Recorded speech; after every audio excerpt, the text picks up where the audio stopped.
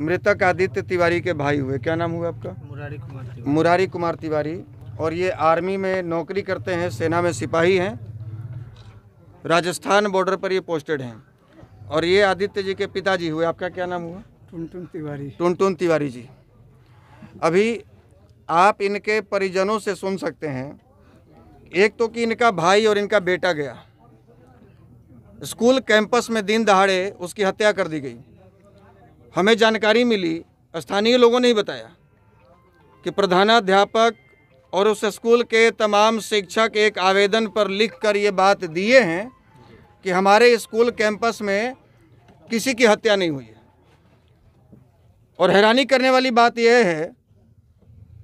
वाली बात कि वो सारे शिक्षकों का सिग्नेचर एक ही टीचर करता है, सबका सिग्नेचर एक ही टीचर करता है। यानी कि वो अपना पल्ला सीधा झाड़ना चाहते हैं कि हमारे स्कूल में, कैंपस में किसी की हत्या नहीं हुई है। अब सुनिए, ठीक है, हत्या हुई नहीं हुई वो जांच का विषय है कि कहाँ हुई। और पहले प्रशासन से हम आग्रह करेंगे कि आप ये तय कीजिए स्थान कि कहाँ हत्या हुई। यदि स्कूल कैंपस में नहीं हुई तो सड़क पे हुई है, तो सड़क पे नहीं है तो आप साबित कीजिए कि हत्या कहाँ हुई है। हत्या तो हुई है ना, इससे तो इनकार नहीं कर सकते। इन्होंने आग दिया है, इनके भाई हैं। अभी ये जो सेना में उनके भाई नौकरी करते हैं, इनका कहना है कि दोषियों पर कार्रवाई करने के बजाय स्थानीय प्रशासन, यहाँ भी प्रशासन के बहुत सारे लोग मौजूद हैं, और जलालपुर चौक से अभी हम लोग आ रहे हैं, वहाँ भी हजारों की संख्या में सिपाही को भर दिया गया है, पुलिस भर दिया गया है। इनका कहना है कि दोषियों पर कार्रवाई करने के बजाय जो लोग इस दुख की घड़ी में हमारे साथ खड़े हैं, प्रशासन बारी बारी से उनको उठाकर ले जा रही है। 2 बजे रात में घर में घुसकर उनको उठाकर ले जा रही है। और शायद ये भी हमको जानकारी मिला है कि उनके परिजनों को यह भी नहीं पता है कि उनके बच्चों को कहाँ रखा गया है। बात सही है? सही है, बिल्कुल सही है। अभी 3 लोग। अब ये बताइए कि प्रशासन ये क्या साबित करना चाहती है, और ये किसके इशारे पर हो रहा है? एसपी साहब के इशारे पे हो रहा है, डीआईजी के इशारे पर हो रहा है, डीजीपी के साहब के इशारे पे हो रहा है, तेजस्वी यादव के इशारे पे हो रहा है, या नीतीश कुमार के इशारे पर हो रहा है? किसके इशारे पर यह घटना को अंजाम दिया जा रहा है कि जो लोग इस परिवार के साथ में दुख की घड़ी में साथ में खड़े हैं, उन लोगों को चुन चुन कर उठाकर घरों से लेके जाया जा रहा है रात को 2 बजे? आप तमाम मीडिया बंधुओं के माध्यम से हम नीतीश जी से ये सवाल करना चाहेंगे कि आप जो सुशासन का ढोल पीट रहे हैं पिछले 17 साल से बिहार में, क्या इसी को सुशासन कहते हैं? सुशासन इसी को कहते हैं क्या?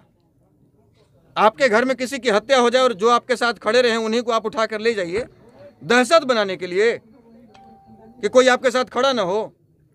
जो खड़ा होगा उसको गिरफ्तार करके ले जाएंगे ताकि दूसरा आपके साथ में, आपके पक्ष में खड़ा होकर आवाज न उठाए, प्रशासन पर सवाल न करे, सरकार पर सवाल न करे।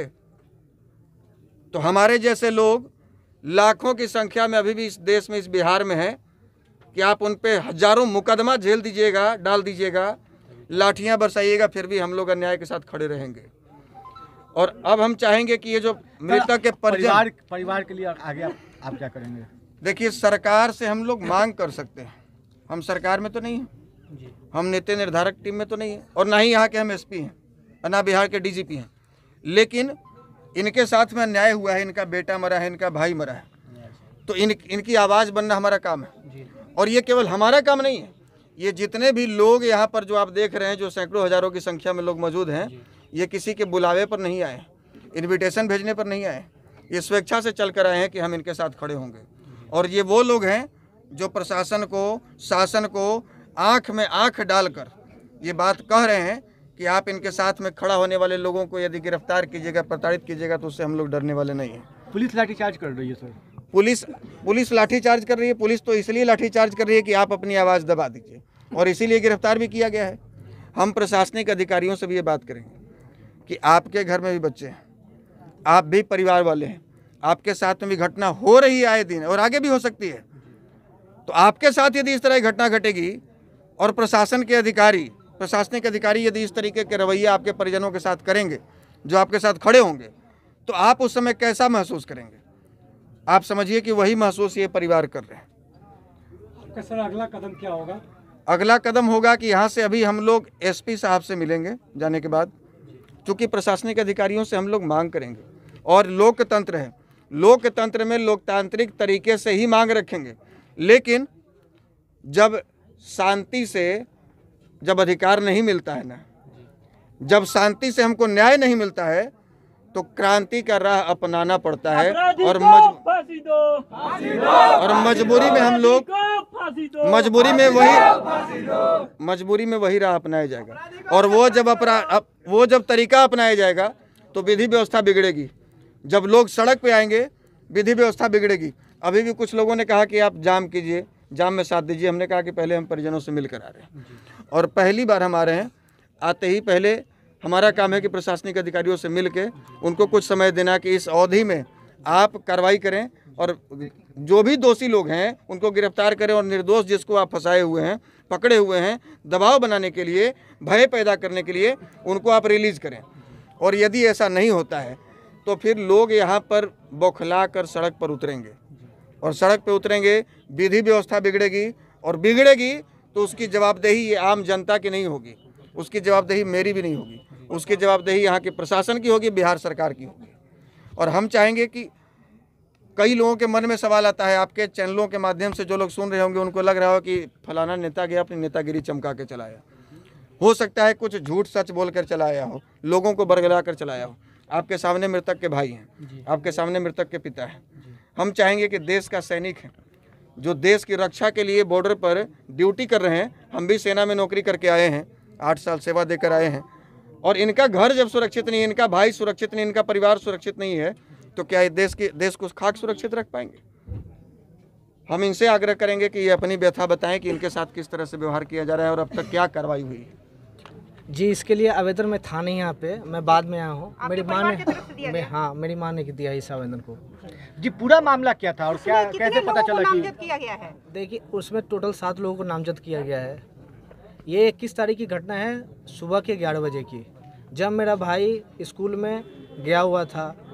उस समय क्या हुआ कि 5-7 लोगों ने उसको उसी स्कूल के कैंपस में उसको दौड़ा के चाकू गोद के उसको मार दिया गया। वहाँ से जो टीचर थे वहाँ से वो भाग निकले। अगर वो टीचर वहाँ पे उस स्टूडेंट का अगर साथ भी दिए तो उठाकर अगर हॉस्पिटल में भी ले गए होते तो ये फौजी का भाई या जो खेला नहीं गया।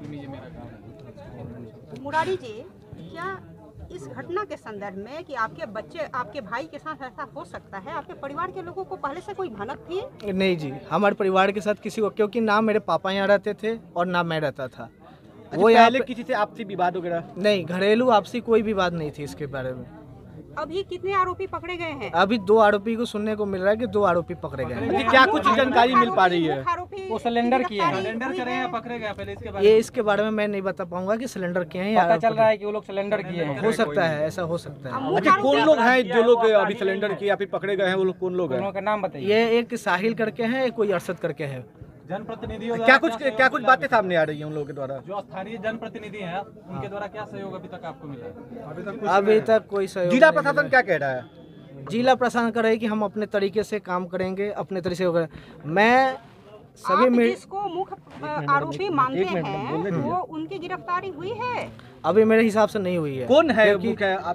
क्योंकि जो चाकू मारा या जो भी कुछ किया उससे बड़ा आरोपी तो वो लोग हैं जो पूरे स्कूल के कैंपस में उस मरता हुआ बच्चा को छोड़ के भाग गए वहाँ से।